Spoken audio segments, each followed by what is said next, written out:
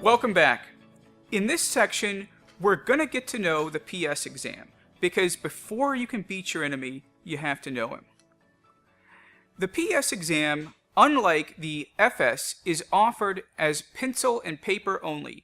You sit in a room twice a year with a bunch of other people, and you take this exam.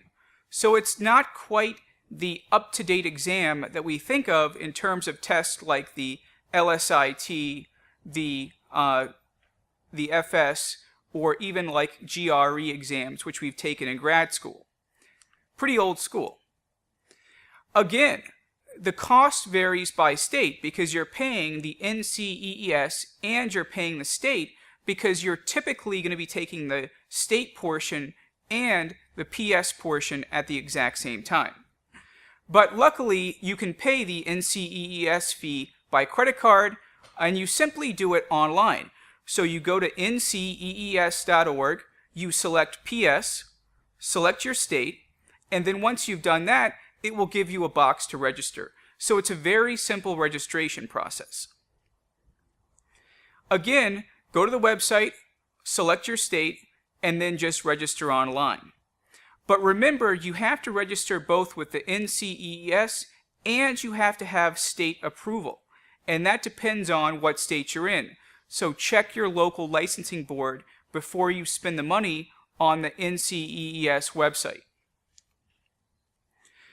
Again, unlike the new LSIT, the PS is offered only twice a year, October and April. Because this is such a strict schedule, you have to make sure all of your documents are sent in to the state board and you have approval before it gets too late. Because if you wait too long, they will bump you back. Say if you're going to do October, they'll bump you to next April, which is a long time to wait to do your exam. So plan accordingly. When you go through one of these exams, you have to bring a couple things with you. The most important thing is your appointment confirmation letter. You bring this with you to show the testing center that you already have approval to take this exam. Now, is it pretty explanatory if you've already registered? Yes, but you don't want to take any kind of chances. Next, you need to bring your calculator. Do not bring an unapproved calculator.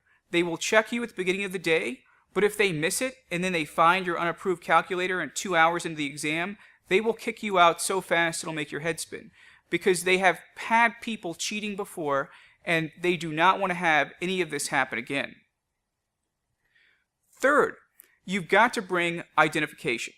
And that means state driver's license, military ID, passport, photo ID, whatever you want to bring. And finally, the NCEES does have a heart. You are allowed to bring a certain amount of things with you. Now, we're not going to go through everything you can bring, but go to the website, review the documents, and remember that basic things like earplugs, change for vending machines, a candy bar, a bottle of water, probably okay and not a problem.